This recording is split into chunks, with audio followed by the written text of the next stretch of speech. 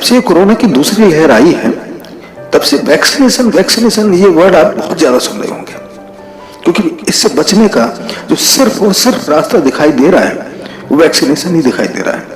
हुआ ये है कि जिन्होंने वैक्सीनेशन करवाया हुआ था वह भले कोरोना से ग्रसित तो हो गए थे, हॉस्पिटलाइज भी हुए हैं, लेकिन डेथ किसी की नहीं हुई। और इस कारण से जो अभी तक ये फैला हुआ था कि ये सेफ नहीं है, जो एक प्रोपेगेंडा बनाया गया था, उसके बाद से वही लोग जो ये कहते फिरते थे कि ये सेफ नहीं है, सबसे आगे लाइन में वैक्सीन लगवाने के लिए खड़े दिखाई दे रहे हैं। इस वीडियो में हम देखेंगे कि इंडिया में कितनी प्रकार की वैक्सीन अवेलेबल है, कितनी प्रकार की वैक्सीन का ट्रायल चल रहा है और किनको अवेलेबल है, ये कौन कौन लगवा सकता है, कब से अवेलेबल है, वैक्सीन काम कैसे करती है, क्या ये बार बार लगवानी पड़ेंगी या एक बार लगवा लिया, 2 बार लगवा लिया और उसके बाद पूरी लाइफ हम सेफ रहेंगे, या ये एनुअल फंक्शन होगा, क्या होगा, कैसे होगा, हम एक एक करके समझते हैं। तो जब कोरोना की पहली लहर आई थी पिछले साल, तो मार्च अप्रैल में जब इसने आतंक मचाना शुरू किया था और ये जब जो लॉकडाउन वगैरह लगे थे, उसके बाद से यह सोचा गया कि इसकी एक वैक्सीन बनाना जरूरी है। इस पर वैज्ञानिकों ने रिसर्च करना शुरू किए और अंत में 1 जनवरी 2021 को जो ऑक्सफोर्ड और एस्ट्राजेनेका का वर्जन है, जिसे serum institute of India Pune बना रहा है, कोविशील्ड, इसको 1 जनवरी 2021 को अप्रूवल मिल गया वैक्सीन के रूप में यूज करने का। और दूसरा जो कोवैक्सीन है, जिसको भारत बायोटेक बना रहा था, उसको 3 जनवरी 2021 को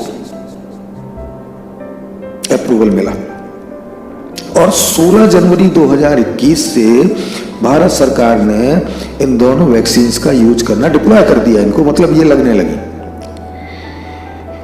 और एक तीसरी प्रकार की जो वैक्सीन की भी बात चल रही, स्पुतनिक 5, स्पुतनिक 5, रशिया की वैक्सीन है, तो एक्चुअली इसको 12 अप्रैल 2021 को भारत में यूज करने के लिए अप्रूवल दिया गया है। यह भी डिप्लॉय होने ही वाली है, मतलब लगभग आ चुकी है। और ये आपको कोविन के जो रजिस्ट्रेशन होता है उसमें भी इसमें अब ये इसको दिखाई देने लगी है।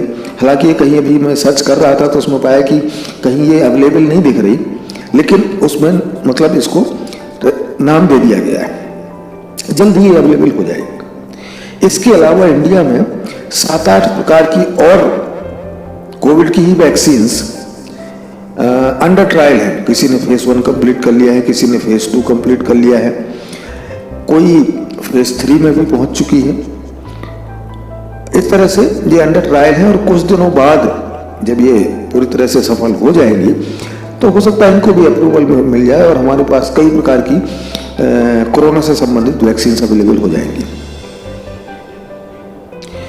तो सबसे पहले जो ये शुरू किया गया था 16 जनवरी 2021 को, जो फर्स्ट फेज शुरू किया गया था वैक्सीनेशन का, इसमें कहा गया था कि जो है फ्रंट लाइन वर्कर्स हैं, फ्रंट लाइन वर्कर्स मतलब जो जिन्हें हर हाल में बाहर निकलना ही है, जैसे कि डॉक्टर्स हैं, नर्सेज हैं, जो पैरामेडिकल स्टाफ हैं और इसके अलावा पुलिस के जवान हैं, सफाई कर्मचारी हैं, इनको तो निकलना ही निकलना पड़ेगा क्योंकि इनको सबसे पहले लगाया जाना चाहिए ये वैक्सीन, ये डिसाइड किया गया था।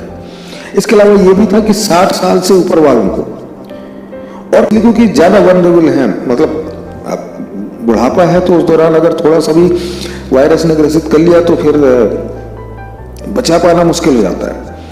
इसलिए उनको और 45 से ऊपर वाले वो जिनको कोमॉर्बिडिटीज हैं, यह फर्स्ट फेज था। सेकेंड फेज ये जो शुरू हुआ मार्च में ये डिसाइड किया गया कि अब 45 से ऊपर वालों को वैक्सीन दिया जाना चाहिए। वो ऊपर वाले 60 साल से ऊपर वालों को तो दिया ही जा रहा है, अब 45 जो उम्र थी वो 60 से घटाकर 45 कर दी गई, 45 के ऊपर सभी लोगों को दिया जाने लगा। फिर 1 मई 2021 से इसको 18 साल से ऊपर वालों को कर दिया गया। अब इसमें जैसे बच्चे हैं, ये कुछ बीमारियों से, कुछ वैसे ऐसी बीमारियां जो समस्याएं पैदा कर सकती हैं, उनको छोड़कर या गर्भवती महिलाओं को छोड़कर, और ये सबको दिया जा रहा है। अब प्रश्न उठता है कि वैक्सीन काम कैसे करती है। हम जानते हैं, कई लोगों ने इस समय एक शब्द जो हमें सुनाई दे रहा है, इम्यूनिटी शब्द बहुत सुना है। प्रतिरोधक क्षमता, शरीर की प्रतिरोधक क्षमता की बात, पूरे विटामिन सी खाइए, ये खाइए, वो खाइए, ये फल खाइए, कोई हल्दी दूध पीने को बोल रहा है, कोई काढ़ा पीने को बोल रहा है, बस इम्यूनिटी बढ़ाइए। तो शरीर में एक प्राकृतिक इम्यूनिटी होती है। देखिए वैक्सीन कैसे काम करता है, मैं वो बता रहा हूं। शरीर में ऑलरेडी एक इम्यूनिटी होती है, मतलब रोगों से लड़ने की क्षमता पहले से होती है। अब कितनी है वो डिपेंड करता है कि कोई जो जिस पे अटैक होगा वायरस का, वो कितना उससे लड़ पाएगा। तो जो प्राकृतिक क्षमता होती है, उस क्षमता को बढ़ाने का एक तरीका ये होता है कि यदि हम पहले समझिए कि शरीर की प्राकृतिक क्षमता काम कैसे करती है। शरीर की प्राकृतिक क्षमता काम ऐसे करती है कि जब कोई कीटाणु हमारे शरीर में प्रवेश करता है, तो जो हमारी WBC है या अन्य क्षमताएं हैं जो शरीर की, वो उससे लड़ती हैं, उनसे फाइट करती हैं, और फाइट करते हुए अगर वो कमजोर पड़ने लगी, विषाणु जो या जो कीटाणु है, जो रोगाणु है, वो शरीर में जो आया है, वो अगर तेज पड़ गया, मतलब ज़्यादा मजबूत हो गया, ज़्यादा संख्या बनाने, कई जो विषाणु है तुरंत रेप्लिकेट करते हैं, पता चला कि 1 घंटे के अंदर वो करोड़ों में हो गए। तो जब उनकी संख्या ज़्यादा बढ़ गई तो निश्चित तौर पर हमारे सेल्स को, जो हमारे सिपाही हैं, उनको हारना पड़ेगा। वैसी कंडीशन में व्यक्ति बीमार हो जाता है। यही काम अगर उल्टा हो जाए, मतलब ये कि जो सेल्स हैं, उनकी जो प्रतिरोधक क्षमता है, जो शरीर की प्रतिरोधक क्षमता, जो सिपाही हैं हमारे WBC वगैरह, वो अगर मजबूत पड़ जाए और जो रोगाणु हैं, जो कीटाणु हैं, उनको लड़कर हरा दें, तो अब क्या होता है कि जब वो हरा देते तो उस दौरान शरीर में एंटीबॉडीज बनती है। एंटीबॉडीज लड़ने की क्षमता किसी समझ लीजिए एक साधारण भाषा में। तो अब क्या होता है कि वो शरीर उसको याद कर लेता है, उसको किस कीटाणु से वो लड़ा है, किस विषाणु से वो लड़ा है, उसको याद कर लेता है, और अगली बार जब उसमें अटैक होता है तो ज़्यादा प्रिपेयर्ड होता है, क्योंकि वो समझ चुका होता है उसकी कार्य क्षमता, एंटीबॉडीज उसके अनुसार बन चुकी होती है। तो यही काम वैक्सीन करती है। वैक्सीन में क्या होता है कि जो कीटाणु है, जो रोगाणु है, जिसके अगेंस्ट प्रतिरोधक क्षमता पैदा करनी है, या तो वो मरा हुआ या उसको बहुत कमजोर कर दिया हुआ फॉर्म वैक्सीन के रूप में शरीर में अंदर प्रवेश करा देते हैं। अब शरीर उससे लड़ता है। अब चूंकि वो मरा हुआ है या बहुत कमजोर है, तो निश्चित तौर पर हमारी जो शरीर की प्रतिरोधक क्षमता है वो उससे जीत जाएगी। तो शरीर उसको याद कर लेता है, एंटीबॉडीज बना लेता है उसके अगेंस्ट। शरीर में प्रतिरोधक क्षमता बनी रहती है काफी दिनों तक।